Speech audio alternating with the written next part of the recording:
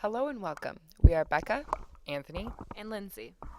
Today we will talk about the manner in which policy creation and implementation are impacting the creation of safe spaces for all students, especially those students who identify as LGBTQ.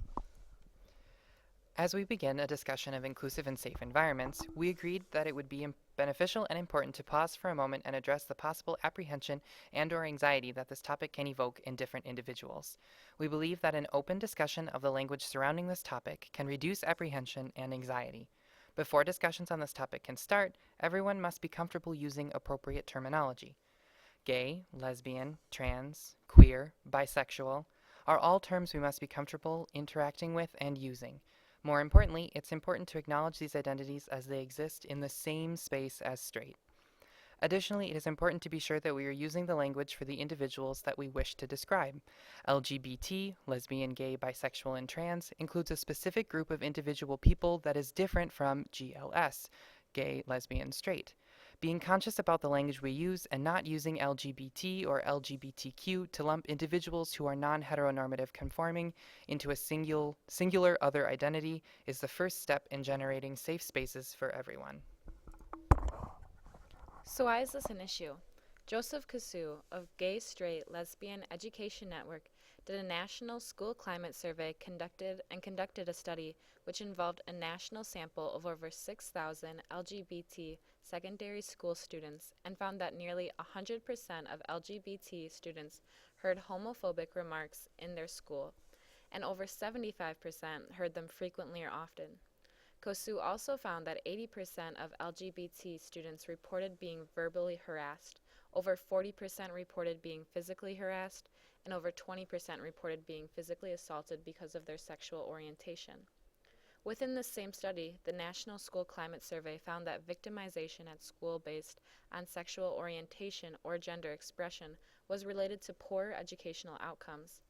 LGBT students who had experienced high levels of victimization at school reported having lower GPAs, a 2.6 versus a 2.9, than LGBT students who had experienced lower levels of victimization at school. They were also more than twice as likely to have missed school in the past month, 48.3% versus 20.1% respectively.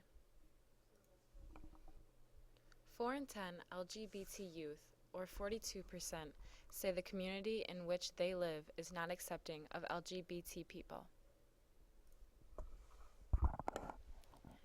Supports for LGBTQ students. There are currently two federal laws in consideration, which include the Safe Schools Improvement Act and the Students Non-Discriminatory Act, but neither of these have been passed yet. The Equal Education Opportunity Act also provides a federal mandate. Safe Schools Improvement Act, or the SSIA, states that all schools and districts that receive Safe and Drug-Free Schools and Communities Act funding must implement an anti-bullying and anti-harassment policy that looks into a student's actual or perceived race, color, national origin, sex, disability, sexual orientation, gender identity, or religion. What this act will show in the schools is intervention strategies, prevention, student and parent notification about the information and policies, consequences for bullying, and responsibility to report.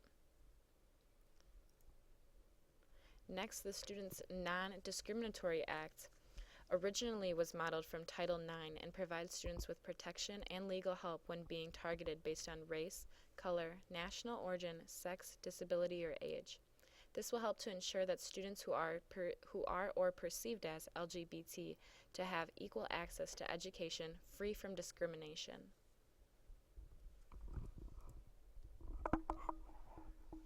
Currently, the only federal regulation that protects students in the manner outlined by the SSIA and Students Non-Discrimination Act, but only vaguely, is the Equal Education Opportunity Act, or EEOA, of 1974.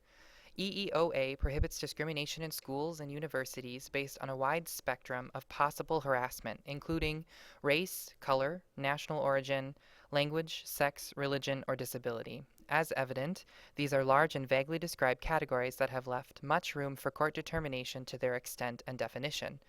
As it currently stands, discrimination and harassment based on nonconforming with gender stereotypes, sexual harassment, and adequate athletic participation opportunities for students are nestled under sex-based discrimination in the EEOA.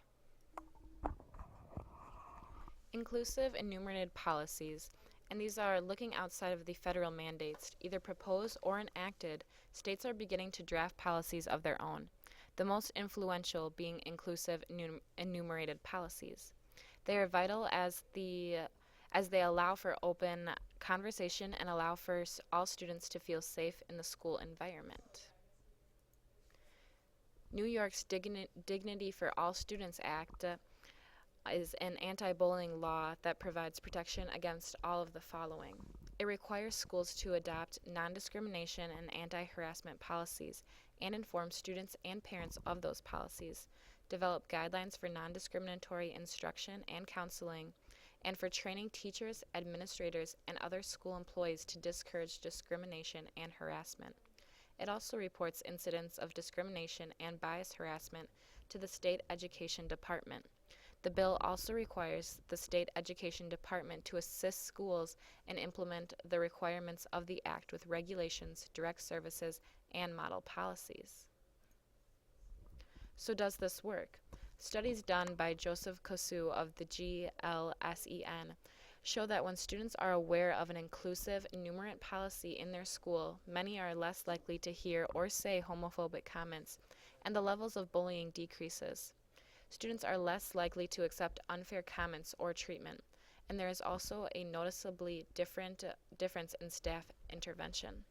Another study tracking school climate change from 2001 to 2008 found an overall decrease in victimization based on gender orientation and gender expression in states with enumerated laws compared to those that did not. Schools without enumerated laws saw no change in the rates of victimization in the school environment. It's also good to note that these studies come from various surveys taken by the staff and students, but also by in-depth interviews with LGBTQ students and non-LGBTQ students to assess how well they like inclusive enumerated policies. Overall, students feel safer when they view their school as enacting policies against bullying and discrimination. So what is the local policy regarding safe spaces for LGBTQ students? The Eau Claire School District policy states, the district shall vigorously strive to eliminate bullying so that there is no disruption to the learning environment and learning process. Bullying is deliberate or intentional behavior using words or action intended to cause fear, intimidation, or harm. They go on to specify which behaviors were or are considered harassment, such as name-calling, making threats, and spreading rumors, as well as more recent forms of harassment such as cyberbullying and texting. Specifically at North High School, there is a respect policy that is being implemented, which says that many members of the North High School staff have been specifically trained to assist students regarding harassment issues. These staff members have respect policy placards posted in their classrooms or work areas. Individuals who feel that they have been harassed may discuss their concerns confidentially with any of these staff members. From the way these policies are stated, it seems that Eau Claire is making an effort to eradicate harassment for LGBTQ students. They are descriptive as to what constitutes harassment, even including texting and cyberbullying in the list of behaviors. However, the Eau Claire School District reflects a resistance to changes in policy that is present in many communities in the U.S. This brings us to resistance. The main reason LGBTQ policies have not been implemented in schools is the continuous controversy regarding LGBTQ issues. This includes how to handle a sensitive topic, if the students are prepared to have serious conversations about it, and if the community is ready to change. Other barriers in addressing harassment against sexual orientation include the resources, expertise, and time of the school district, as well as the willingness to train educators. Homophobia is one simple explanation as to why schools resist advocating for these policies. The way homophobia and heterosexism has structured the education system is ongoing. It is challenging to find explicit records of schools resisting the policies, but they often lay in the school's framework. As an example, some schools use what's called the No Promo Homo law. This allows schools to ban any public or positive displays of homosexuality. This means there are no resources available to LGBTQ students, such as Gay Straight Alliance, as well as no literature in the libraries that positively portrays LGBTQ characters. Within the curriculum, there are no discussions or open conversations about the rights of LGBTQ people, and no intervention if there is any discrimination, because the schools are essentially supporting discrimination. Because this type of environment is completely lacking in supports for LGBTQ students, the rate of victimization is dramatically increased. Another main reason for the resistance is that schools get caught in a trap where they must pick and choose if they will promote homosexuality or discourage it. If schools are promoting the message that homosexuality is an acceptable lifestyle, this can be perceived as forcing students who disagree to change their values or beliefs.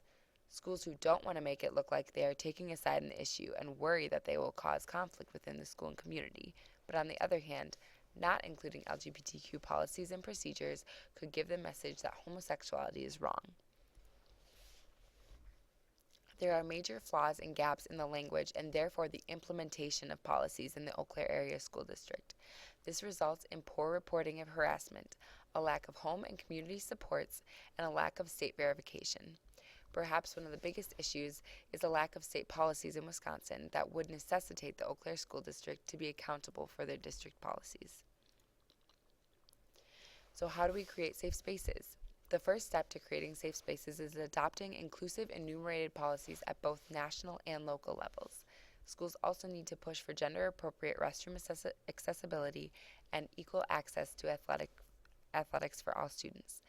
Involving parents and families is also an essential part of transforming the school into a safe space.